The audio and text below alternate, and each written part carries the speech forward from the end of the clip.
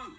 2 signature event shirts, reserved seating. So we are live right now, getting ready to be on with the Power Couple. I am going to share these. Unfortunately, you're unable to see them, but I'll make sure that I share the page. Bishop, say what's up, what's up, what's up. This is going to go on my YouTube page. Y'all know that my Facebook is out, so I got to do what I got to do. All right, here we go.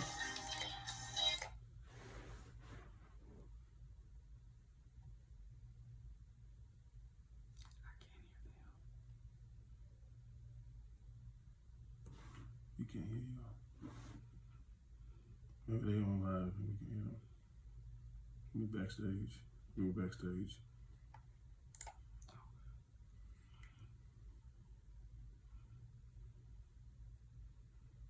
I hate it. I can't hear nothing. Thank you. Hit the 3 dots up there so you can read. What 3 dots? No matter. What if you jump on your account? I'll show you on your phone. Can you hear them?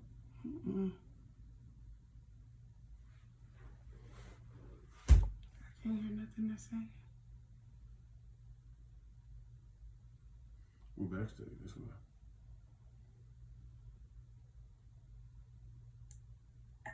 We want to welcome you to the Power Couples Conversation, guys. We're excited tonight to be with you.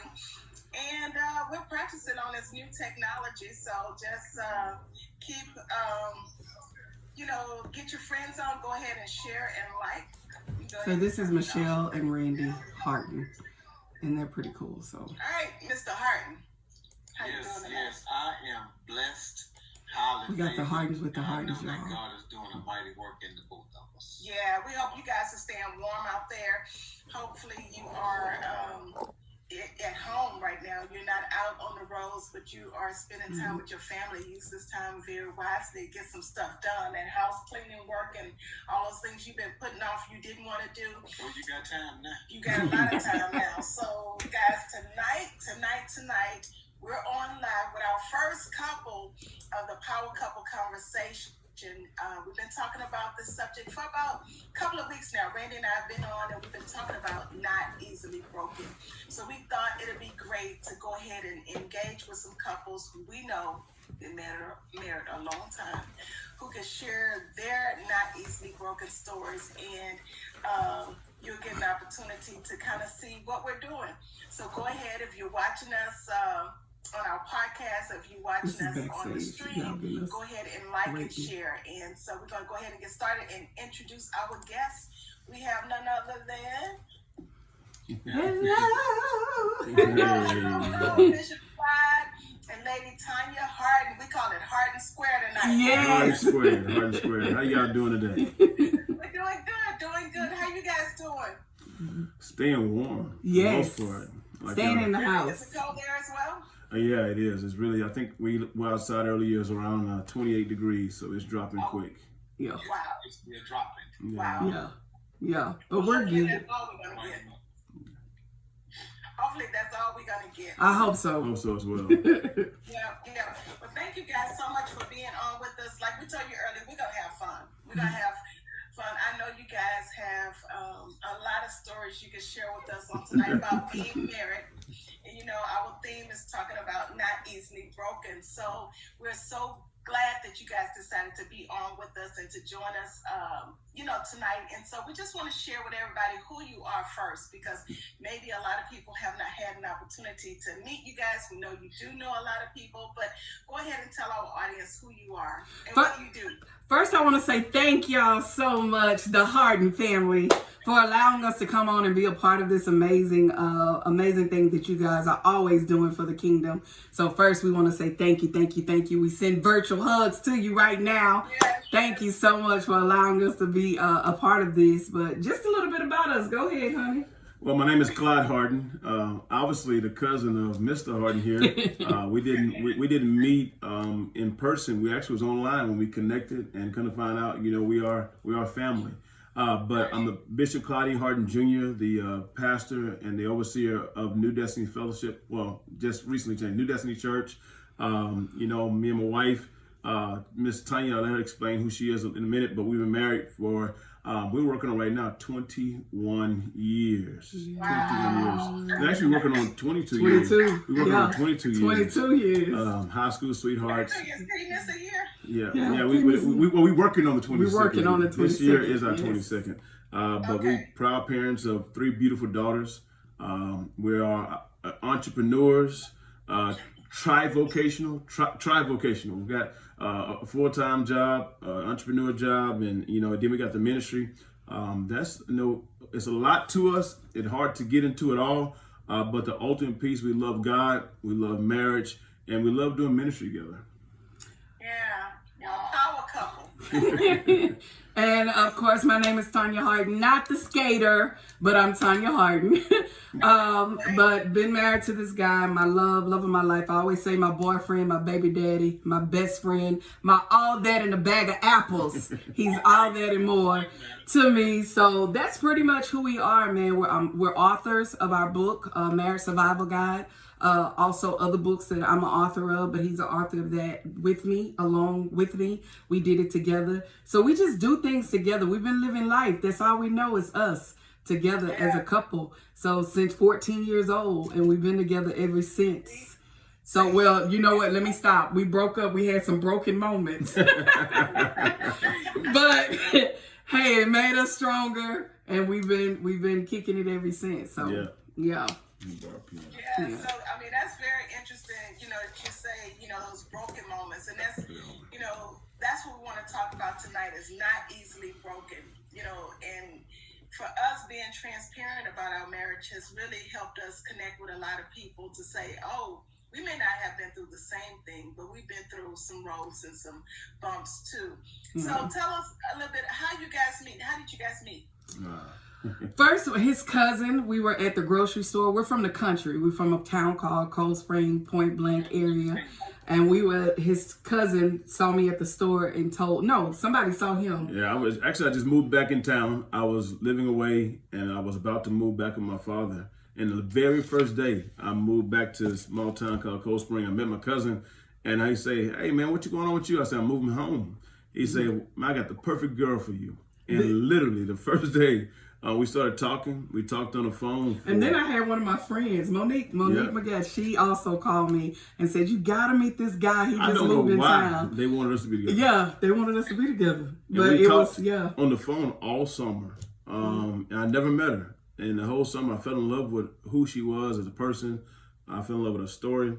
Never met her. And I finally met her right after school, right before school started. I finally met her, and we were best friends. Literally, I tell people all the time, I feel like I cheated because I married my best friend, and it made it a little easier. And I say that for real.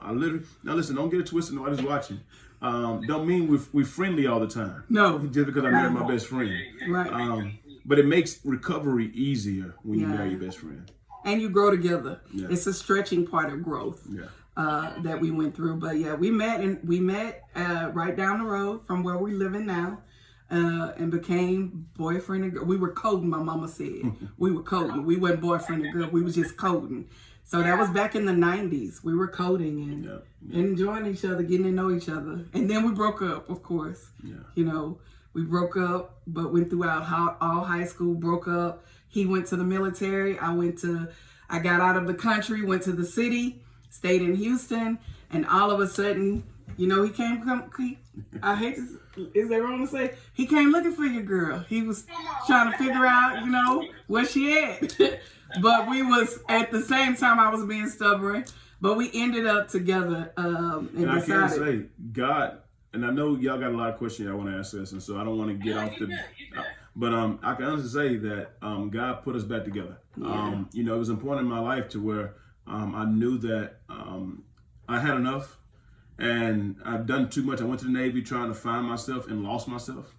And while I was out there, I'll never forget one day, I was sitting in a room with one of my friends and I was fresh out of boot camp and doing a whole lot of stupid stuff. I said, man, all the girls that I've been with, is one girl I should have been with. Now, about 3 to 6 months before that, I tried calling her and I couldn't contact her. I actually talked to her mom and I said, well, if you ever talk to her, give her my number. And well, fast forward about 3-4 months, I'm sitting in the room talking to my friend. I said, man, there's one girl I should have stayed with. All the people I was with, I should have stayed with her. And right then the phone rang. And he answered the phone and he used some colorful language. He says, no, man, this can't be true. I said, what's that? He said, it's Tonya on the phone now. I said, dude, stop lying. And literally that phone call started the rest of our life. Yep. We literally started conversating again. I think we was married like 6 months later. Yeah. Like, no. We were 19 when we got married. So we were young. Yeah. Nobody agreed, but hey, we knew. We didn't know, but we just knew we wanted to do life together. Yeah. And decided to do that. We didn't know what came with it. No. But we wanted to do life together. So you guys had the biblical principle already lined up, maybe in your hearts at the time, that a man that find a wife, he find a good thing. Come on, glory. The help came from God. Yes. Whether they believed it or he believed it, or the woman down the street, they ought not be getting married. Right. The Bible can stand on its own. Hello. Yeah. Hello. I tell everybody. I'm sorry. Go ahead. No, I'm listening, Bishop. No, so I tell everybody this, and for those who out there who've been, maybe high school sweethearts for many years, or maybe you married your high school sweetheart, maybe y'all broke up and got back together. I tell people all the time that the best thing ever happened to me and my wife is that we got a chance to relinquish the responsibility of remaining together in relationship because we were together in high school. Right. The best thing ever happened to us is when we went our separate ways, because we got a chance to breathe without one another, and before we got a chance to feel like we were suffocating with one another, if that makes sense. Yeah, we got a chance to see what we wanted and what we didn't want. Yeah, we did. So we got a chance to see that. Yeah. So I literally don't feel like I'm missing anything. I went out there, I went to the deep side of the pool and jumped in. I thank God allowed both of us to the deep side of the pool. Yeah, I didn't walk around in the shallow section. Yeah. You went out deep, huh? I went to the deep. I'm talking about deep, and find out real fast. But I think that the crazy thing is, and not to be so spiritual, but it was a God thing, because I was at a point in my life where, when you had enough and you're tired, and not that I needed a man to complete me. I had to have a relationship with God first, right? And I know this may sound cliche, but when you didn't have enough in life, and I was at that point where I was smoking, I was clubbing Monday through Sunday. Okay? Come here, Houston folks. Mr. A's on Sunday, you understand me? Right. Monday, I was going to Roxy's on Wednesdays, and Phoenix, you got to be older to understand that. But going to those different places, but I had enough. And while I had enough, he was on the boat, and he had enough. And God was dealing with him while he was dealing with me. We were in 2 different states, 2 different places, doing 2 different things, but God was dealing with us both because he knew what our now would look like. Yeah. He knew what our now would look like. But it was the separation. It's almost like, it's almost like, what I'm trying. It was the separation that allowed us in that moment to have an encounter with God ourselves. Absence make the heart grow fonder. Yeah, absence make the heart grow fonder. But it was like we had an encounter away from each other, but we needed that encounter to find our own identity. Not that we found it all, because when you marry somebody, you marry them with their personalities, with their flaws, with their, with their culture, with their background, with all of those things. And now you got to learn each other together. So we had to go through that. In those first 2 years was not pretty. So we were glad we lived away from everybody and not in Texas, because, baby, we had some holes in the wall. You understand me? Let me ask you guys this. When people refer to you as power couples, they only see the exterior of what you see now. Yes. We see you as a bishop. We see you as a first lady. We see you guys teaching, preaching, living the life. But even in these strong positions, there are some areas that people don't get a chance to see, that there's a struggle. And so that's why the Bible says is that the 3-stranded cord is not easily broken. And you got to have the Holy Spirit with you. Yes. Can you speak to that? Can you speak? Whenever we were sitting here waiting. Oh, that's good. And I saw your topic was not easily broken. And the reason why I would say that anything, especially when it comes to marriage, is not easily broken is because it's been, what's the word I want to use? It's a certain word that means it's something by fire. Like you've been like bonded together by fire. It's not the word I want to use, but you've been through some things that brought you closer. It's like whenever you take some metal and you begin to beat it and you begin to take the fire, what makes it so strong? Because all the elements come closer together. Yeah. And what happened is over the years, what made us so strong is our past. We have had some hard times. We've had some tough times. We've had some defining moments. There's so much we could get into, but like my wife said earlier, we had to leave. We went away, and when we went away, I thought I married the girl from high school. Yeah. She thought she married the guy from high school. Man. Yeah. And we didn't realize in that little time away from each other, Woo. we've been through some things that changed us. Sure. And when we came back together, we had to overcome the adversity that we had experienced away from one another. And listen to this here, and be okay with who we had become. I'm gonna say it again. We had to come together and overcome the adversity that we've been through together, separated from one another, and be okay. I had to be okay. It took me, Miss Michelle, it took me 10 years to understand I had to be okay with who she become and stop trying to change her to what I want her to be. It took me 10 years to figure that out. Wow. And she had to be okay that I had become who I was without her, and have to realize she couldn't change me. We spent the first 10 years of our marriage trying to change one another. Come on here. Yes, sir. And that's funny because you said you guys met when you were 14.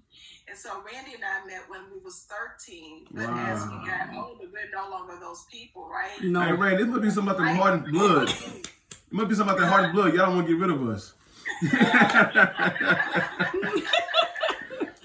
I don't know. Y'all came looking for us. We didn't come looking for you. That's right. Good thing, though. Good thing. Exactly. Yeah. Tonya, did you want to speak to the not easy? Yeah, I want it because I think what it is, we were bamboozled. Come here. I'm sorry, y'all. I don't mean to be churchy. Be yourself. Okay. Be yourself. We want you. Yeah, come here means come here. Let me talk to you for a minute. Listen. When we got married, we were bamboozled. People didn't talk about what went on behind closed doors in marriages. Nobody talked about the broken moments in marriages. Nobody discussed it. And nobody, at the time it wasn't social media and Facebook. It was just when you get to the family reunion, everybody was good, right? Yeah. Everybody looked like they had it together. They got the picket fence and everything is great. So guess what? I got to get married because that's the goal, is to get the white picket fence and the kids and the nice car. Okay. And I'm married and we just gonna die like this. Girl, that was not the case. And so that first year or two for us, like he said, was so busy. We were so busy trying to change each other. I'm trying to tell him how my parents did or how I was raised. And he was trying to tell me how he was raised and what he did. So the battle began in marriage. That's what someone should have really told us. That when you say I do, you're saying I do to everything that is connected to him, including in-laws. You're saying I do to even if it's stepchildren. We've never experienced that, but I'm pretty sure you're connected to all of that. And nobody told us that. So getting married, we had some broken moments. We said some things that were not pretty to each other. We said, now we call after 15 years of marriage, we said, okay, we had to have a sit down. We can no longer use red words in this house against each other. We love each other too much for this. And he never called me out he's a Harden. And them Hardens, they not going to call you out your name. They're gentlemen. Somebody raised them right. But there were some words that cut. There was some words that were said, and not just on his end, but on my end, because I come from a line of women that are strong. So we going to say what we say, what we got to say when we got to say it. And I don't care what you got to say about it. And I can make you feel this big. You're going to wish I would have cussed you out. So it's like we went through those moments of it caused a lot of hurt. And so now you have the next 5 years of trying to rekindle what we broken between each other. Does that make sense? that we broken against each other. So we had to realize we told each other, I think it was year 5. Okay, look, we gonna argue, but we gotta make this here commandment to each other. We not going nowhere. Yeah. We're not going, and I think people don't stop to pause and say we're not going anywhere. We gonna remember the vows, and the vow said, in sickness and health, and richer and poor, for better or for worse. So that means I gotta take you in all those areas. I said I do in front of the Lord and everybody. So we made that vow to each other. No matter what, I don't care if you have to leave. I don't care if you get upset. At that time during our marriage, we don't do that now, but at that time during our marriage, we was like, we're gonna make this vow. We're not going nowhere. Yeah. Which was the hardest thing, because now you can say really whatever you want to say, and I know you're not going nowhere. And that was the point of it. Y'all been practicing. What is that? Y'all been practicing. And that was the point, because what caused this? Let's kind of talk about what caused this. We always get into arguments, and it was like we were trying to prove a point to one another. We'd get into argument, and I would leave, and I'd go probably five blocks down the road and park, and wait 5 minutes, then get mad because she ain't called looking for me, and then didn't realize what she was going on back home, what she was going through back home, and then she got to the point to where she get into argument, and we get into argument, she'll leave. And this kept going back and forth. We was for too years broke to really leave each other. Come on, say that again. We were too broke to leave each other. But we was also we was too broken also because we really didn't have nowhere to go. And so one day she left me, and she walked out. I'll never forget. It was in Conroe. We was in a third floor apartment, and she left. And I'm sitting at home with the kids, and this seesaw has gotten to be enough. And she walked back. I waited in the house till she came back, and when she came back home, I think she knew in her heart she was. It was enough too, because usually if I say something when she come back home, she'll blow me off and keep walking. This day I said, "Babe, we need to talk," and she stopped me. She said, "What?" I said, "Listen, we getting to the point to where every time we say some stuff that need to be said, we blow up and we leave each other."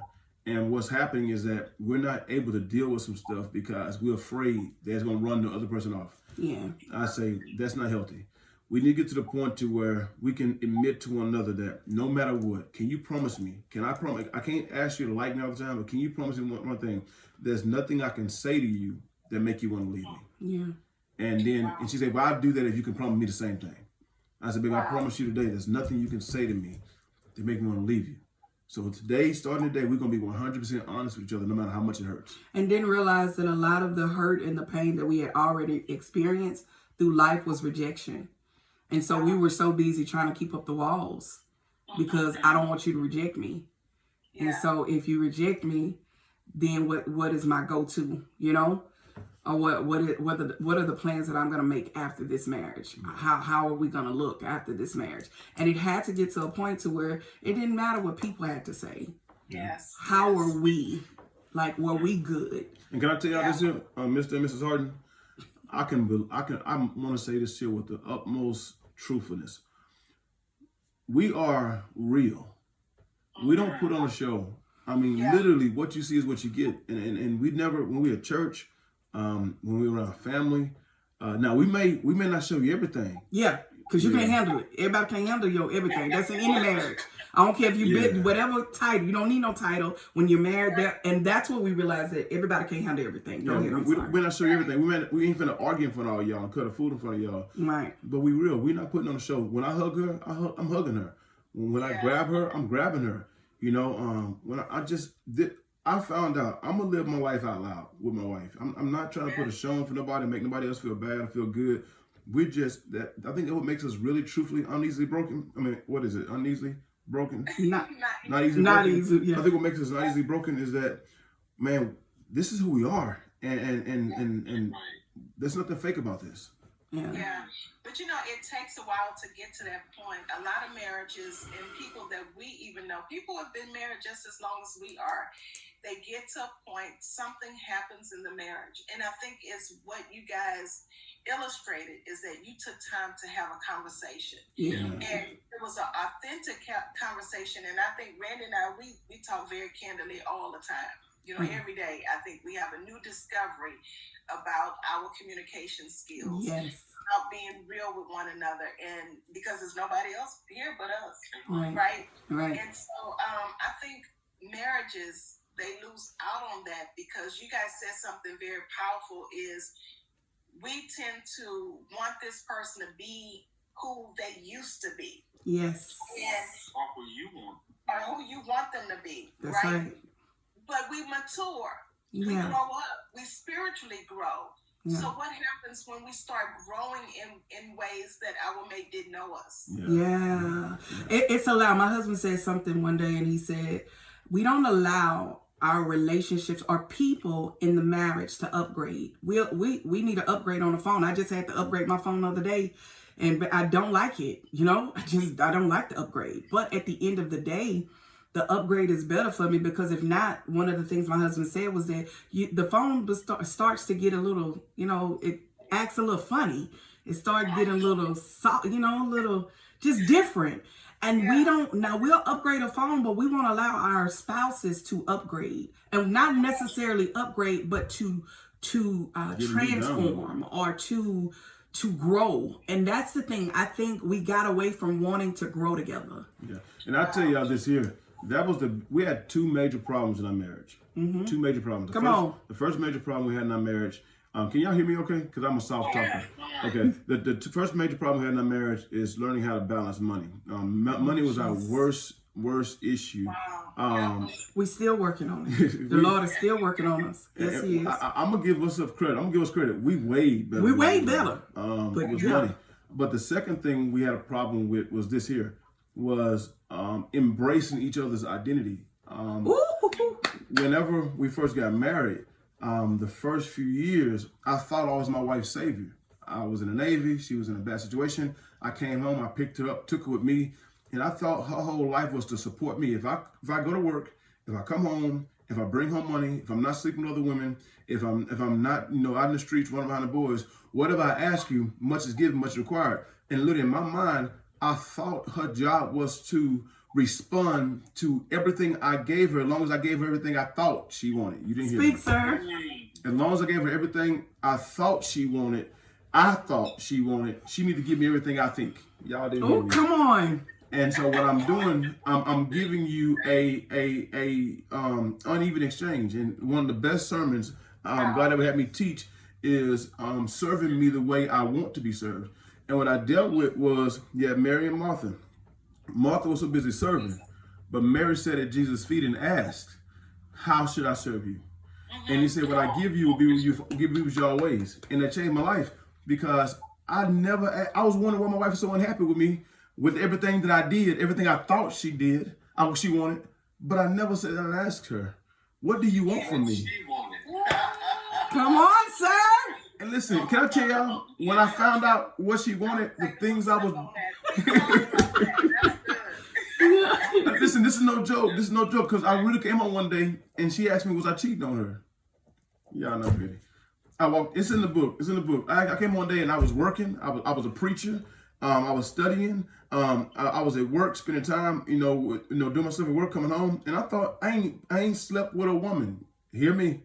I ain't slept with a woman, but my wife sitting there asking this preacher, sitting at a computer, studying the word of God, get ready for church, who done brought money home, paid the bills, make sure you got clothes and shoes on your feet, then make sure you got a roof over your head, make sure you got transportation. You asked me, am I sleeping on you? I lost it. And so then, because she said, you talking to somebody because you ain't talking to me. Listen. Oh, God. She didn't say I was sleeping with somebody. She didn't say I had sex with nobody. And listen, I sat there because I knew I had been talking to another woman every day at work, giving her my wife's conversation. Attention. Wow. And listen, and everything else I gave her didn't matter. The house, the cars. She told me one day, she said, I give it all up just for some pillow time. Yes, sir. Come on, sir. Can y'all know pillow time way more cheaper than cars? Pillow time way cheaper than hills. And everything I did. And listen, I was giving away her sperm of conversation. Oh, Jesus. And impregnating some other woman with her dreams, and I didn't even give her a chance. And now you find women in relationships that are numb, that just show up and just be everything. It's almost back to Coming to America. Whatever you like. Whatever you like. we turn into those, and we don't realize it. And you get in this marriage, and it's not that you're unhappy. You're grateful. You thank the Lord for your husband and all this great stuff. But now you've lost your identity in the marriage, and you don't know who you are. And that's what we find women, because we gonna love hard, right? We gonna go in. We gonna love you, and we gonna give you our whole heart until you mess over us. Now, when you mess over us and my conversation stop, get scared, because I'm doing something that's probably not right. Right? But the thing is that most women get in marriages, and at that point I was numb. At that point I was. Y'all to go back to. Okay. Tonya, I want you to talk us through how you brought it to his attention, because I think that's a very valid point of where some marriages are today. Mm-hmm. Women are numb. They're going through the motions. You are a first lady, so you can definitely identify with the process of ministers' wives, first ladies being numb. Woo! Wives being numb. And then their husband is maybe not in a sexual relationship with another woman, but an emotional tie where he's given that time to someone else on the phone, at work, in the place. How did you adjust or identify that was the problem, and how did you deal with it? I'm gonna deal with it in 3 different perspectives as quickly as I I can. No, I'm 3 different type of women. I know, my bad. But 3 different kind of women. You know, at the time I was a minister's wife, so I'm I'm not a pastor's wife. It's not at that point. But any woman, and you don't even have to have a title. It's just that you can sense in your belly that something is off, that your husband is doing something he don't have no business, and you can sense it. And if you are connected with God, you're able to hear it in the spirit. You're able to dream about it. You just know that the atmosphere is off. And when you know that, my sister, it is time to sit down and have a conversation. And if that husband of ours will not have a conversation, and he don't have enough wisdom to do it, I'm not trying to preach to you, but it's my passion, and he don't have wisdom to do it, I need us to go to someone else of authority that can give us sound correction and that can help us, that can pour into us accountability when it comes to our marriage. That's very important. That's if you're not a minister's wife, you're not whatever, but it's able to do that. But I say on all 3 levels, even when he was a pastor, I can sense and I could know, okay, your time, this church has become your wife.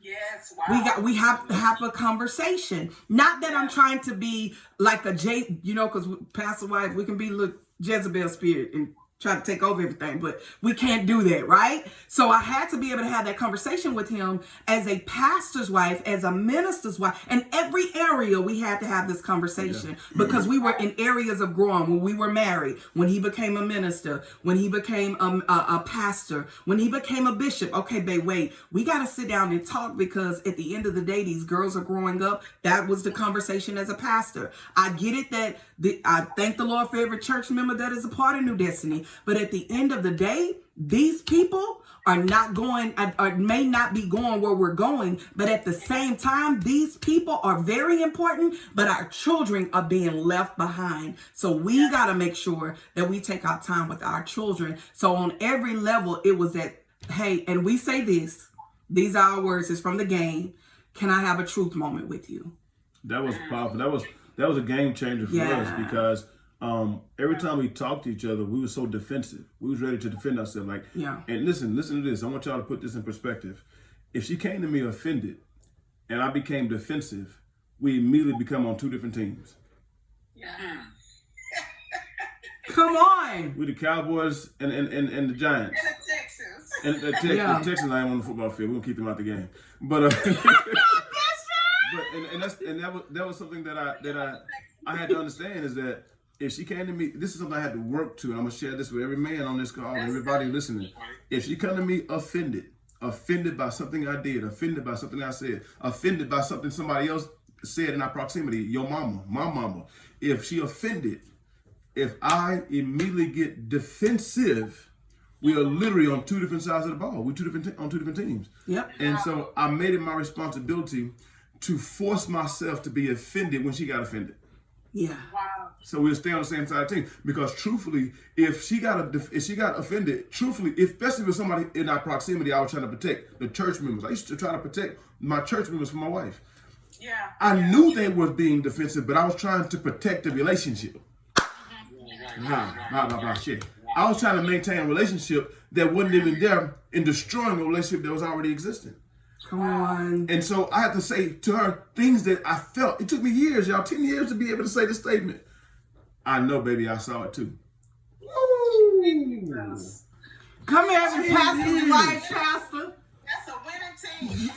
I'm telling you, And this took some years. And inside I'm thinking to myself, man, she gonna get crazy. I know it's true, but be stronger than that. That's not. Listen, can I tell you another thing? I always tell people: if someone tell you how they feel, it's too late. You can't change it because they That's already how felt they it. feel. Yeah, they feel that way. Look, I feel like you hurt my feelings. Yeah. No, I didn't. It's too late. I can't change it. She already felt it. Yeah. And so these little things I have to actually talk myself through, is let myself understand is that my wife had her own mind, and it was good enough to make her this far. Me changing her ain't gonna help her. Yeah, and I think for me, when it came down to I had to make sure my timing was right. I always talk about this: my timing, my texture, and my tone. Because sometimes as women, we can come with at the wrong time. Like, he watching the game. This is not the time to be talking about what happened yesterday or what just happened in church. You got to have the right texture. You got to make sure you put a little icing on the cake, how you say it, how you bring it to the table. You know what I'm saying? And when we learn how to communicate, like I call it healthy communication, you got to be able to have help in every area. Because here's the thing, we haven't made it. No. Come on, we got so much growing to do. Together, we've grown so much.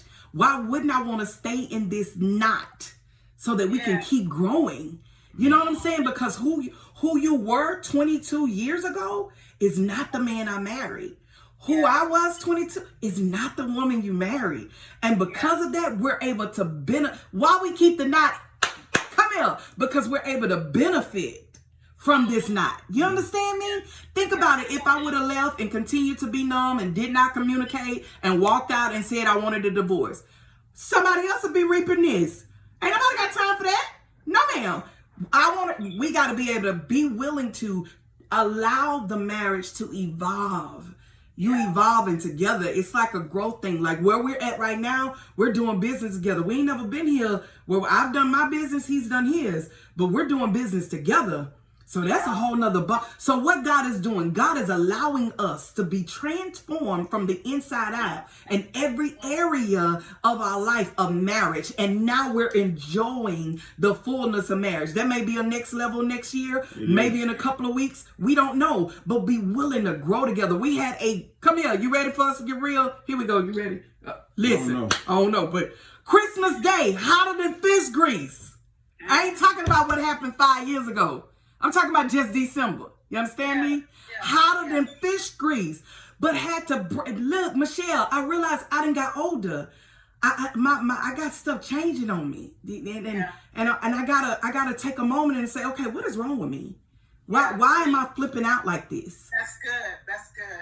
And it wasn't looking at him, but looking at me. Yes. Why am I changing and flipping up on him? And this ain't just happened one time, but this happened a couple of times. Yeah. So I had to do a self-check. Right? Yeah. And I think when we learn the he's done self-checks. When we do self-checks and not leave it just on the person, okay, girl, you done got older. Your body changes. Stop tripping. Yeah. Come on. Get over it. You are not 35 anymore.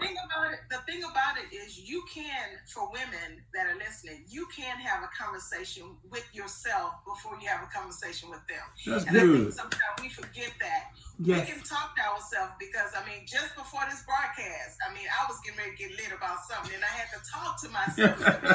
It really ain't that important. Done all this work, done all this, and I'm kind of like one of these, like, I don't like clutter, I don't like, stuff, and so some area I keep very, cleaned off or whatever, and I just saw all this stuff, I was like, come on now. Yeah. She done lost it. She done forgot what I did that was good. I ain't even saying It's what I'm working hard because I know when she come in, her eyes gonna light up and she gonna be able to talk about it, and I'm gonna just be smiling and grinning. That didn't happen. And I'm thinking in my mind, I say this can go one or two ways, right? Either I can have a conversation with myself, Michelle, get yourself together, appreciate what has been done, Yes. and just brush it on over, and then get through it. Or I could have went there. So, but I'm just now, as we get older, having this awakening, and so I hope this is helping somebody. But Bishop, this is what took place.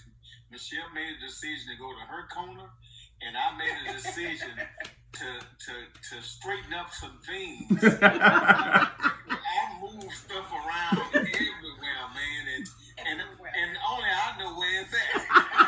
That ain't good, man. That ain't good. We call that one fool at a time.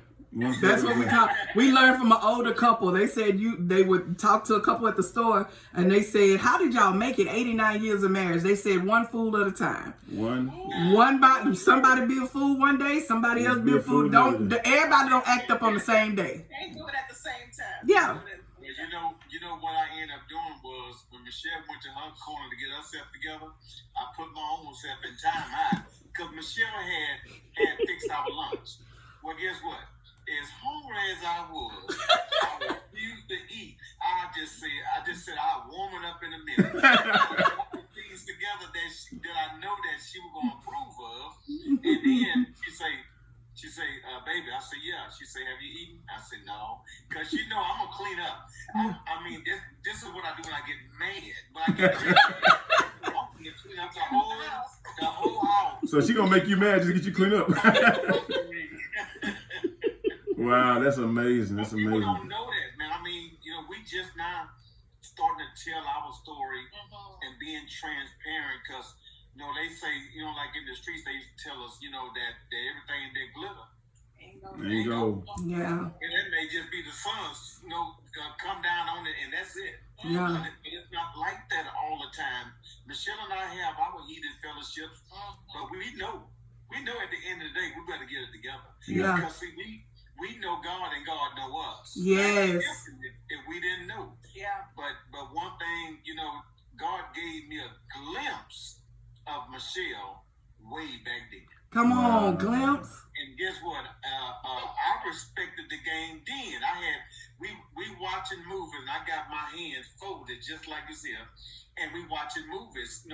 I got them down by my knees, and she said, "What's the matter with you?" I say, "Nothing." And she said, it just seems strange. I said, what you talking about? But see, I knew if I had put my hands around there like that, you see that hand right there, Bishop? Boy, it's been on. That was and touching stuff. Ain't none of heels. I've been married 21 years, almost 22 years, and I still can't just let my hand, because I don't know how to stop. And she say, boy, I'm like, baby, I'm sorry. That's another question, too. When you guys look at your marriage, what do you think? Because you can clearly tell that the love is there. You can clearly see that you guys are authentic and real. I mean, it's very clear to see that. Y'all smile. Let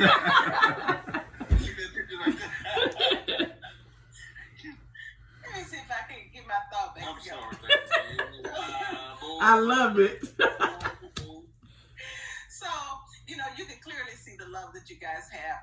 What do you think really got you to that point? I know you've had the heated fellowships and you made some decisions. Was it anybody that really inspired you in marriage? Because some of us don't have the story that our parents stayed together, or that that we saw role models coming up. What really helped your marriage get to where it is today? I would say Bishop and Lady Woodard, our spiritual parents in ministry. When we went to their church back in 2004, I was pregnant with my second baby. And we went there. I had never seen marriage like that.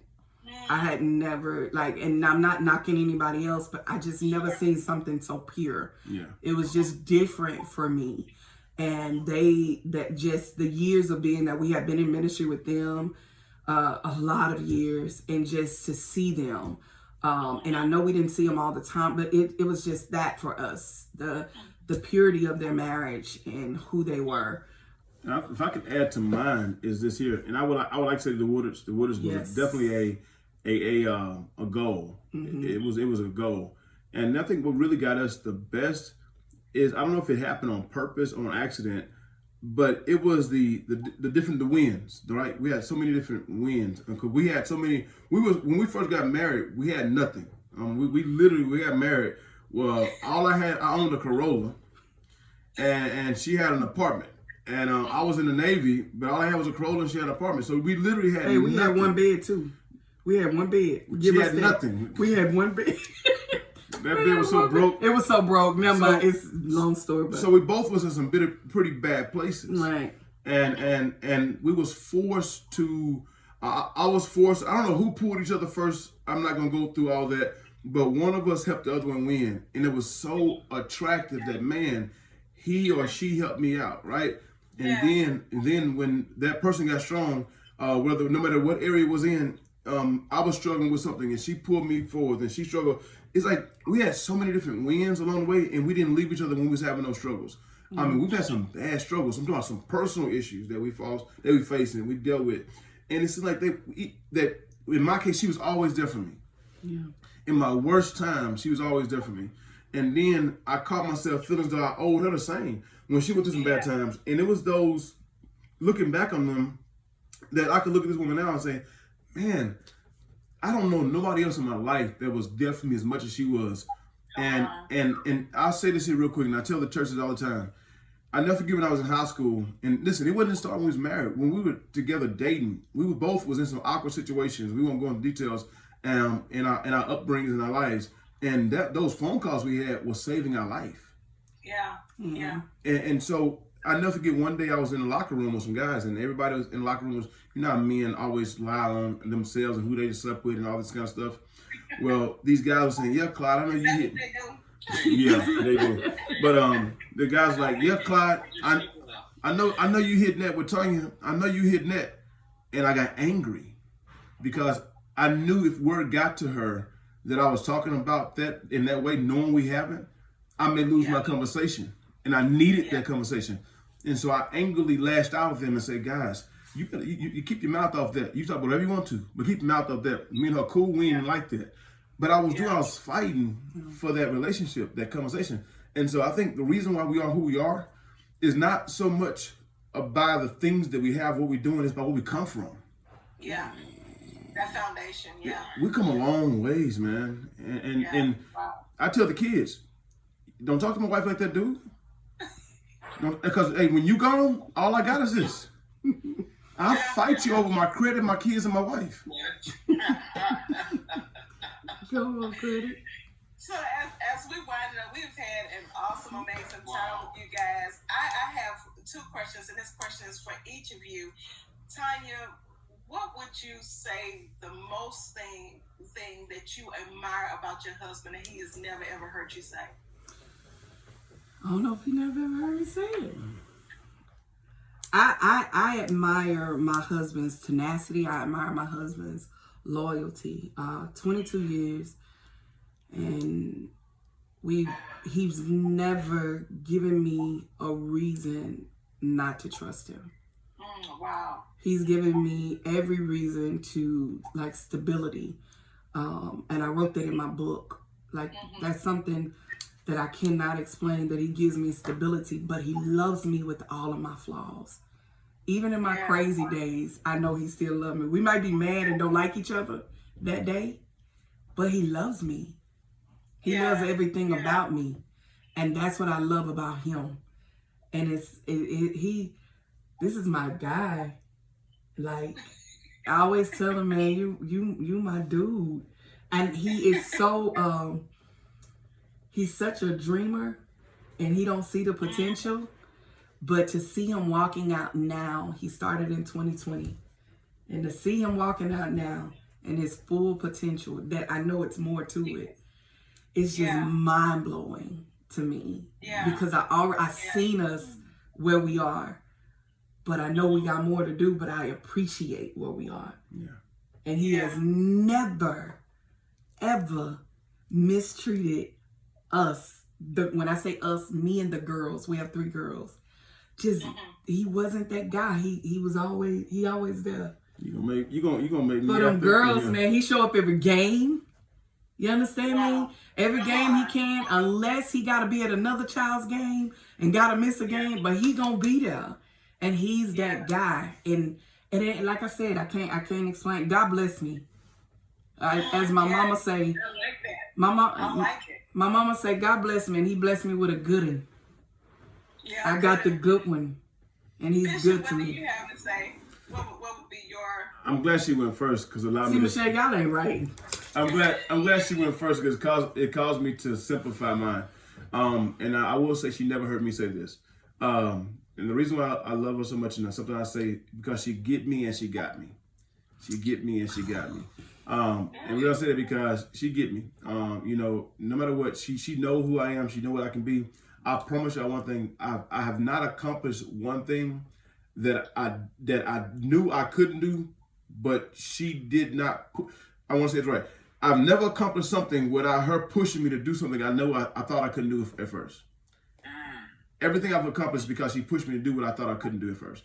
And so she get me, and she got me. No matter what I go through, even if I may not succeed, she always know just what to say and just what to do in the most toughest times to make me know no matter what, I'm going to be all right. I love you, man. Oh, I'm sorry. That's how Dude. And I really mean that. She get me and she got me. Get me and she got me. Man, that's No, I've never heard that. that's powerful. It is. I'm done. What you got to say? I'm done. He always knows what to say. In my Burning Mac voice, something that happened long time ago. Michelle had drove up on me and she said, "Come on, baby," and I didn't even think about it. And I told her, I said, "Baby, I ain't ready yet." Just like that, and walked away. And no sooner I was ready, my cup had ran over. And so listen, and then it broke, and I had to get the pieces back together.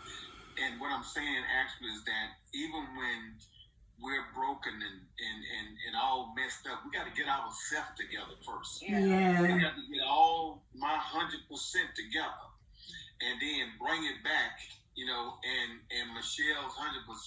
Because see, people think that I bring 50 and she bring 50. No, that ain't what it is.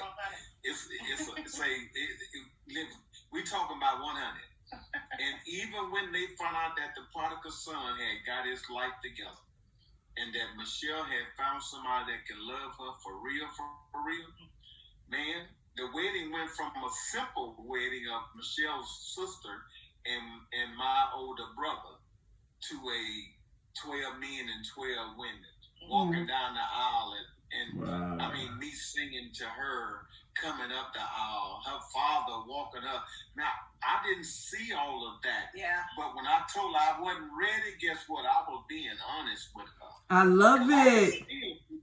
I can still be brutally honest till they get me in trouble sometimes. Yeah. Because of consequences. But listen, my skin tough now, man. I don't wear my feelings on my shirt. So I can take it now. I'm a grown man. I'm a grown man. I love it. Yeah, bring it, man. And so, you know, God laid this on our heart, man, and we appreciate you guys. I'm glad I met you how I met you. You know what I'm saying?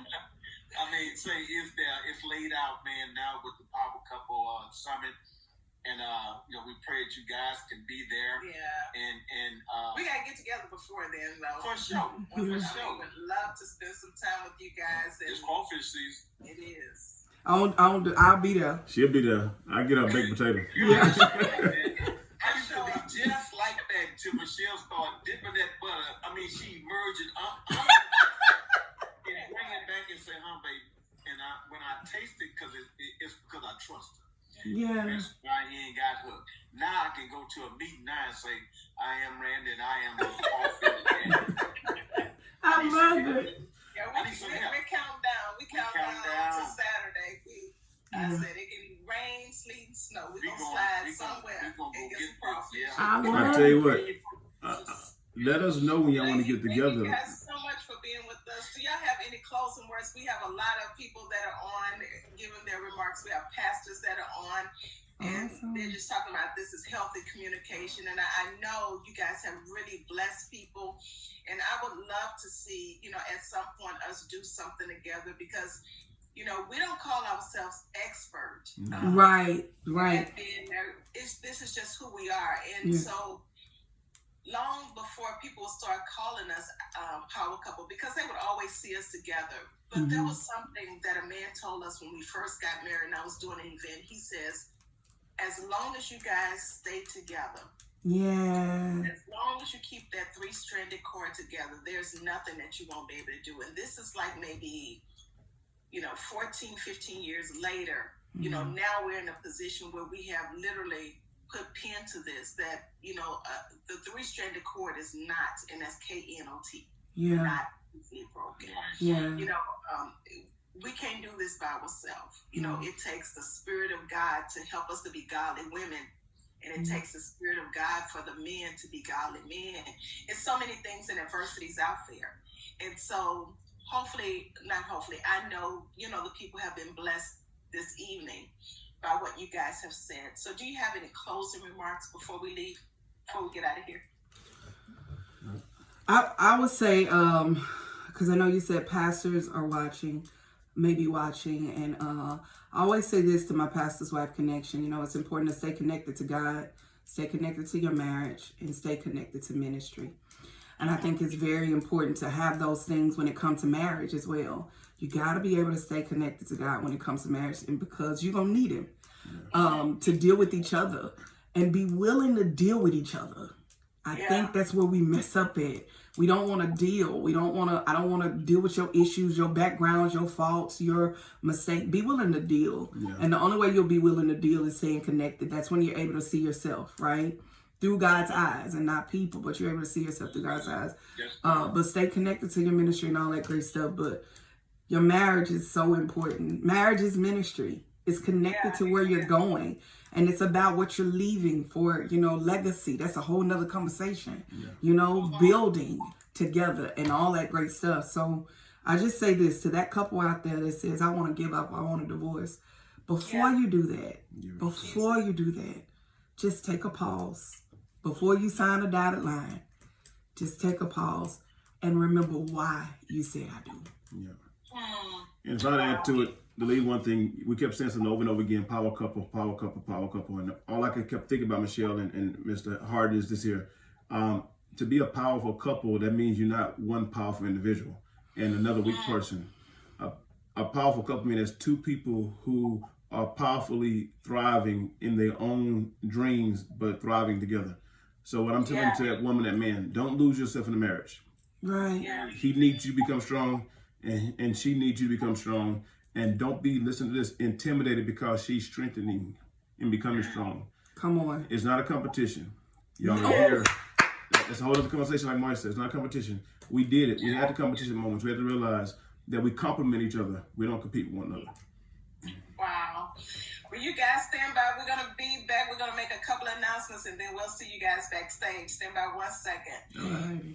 I hope you guys have enjoyed Power Couple Conversation with the Hardens on tonight. It was the Harden Square. It was the Harden Square. Thank y'all so much for watching. And I'm going to keep the whole video, Bishop. Say something. Let's play. Y'all heard something that bless you. Amen.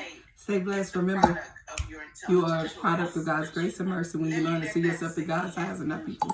Stay blessed. Bye-bye.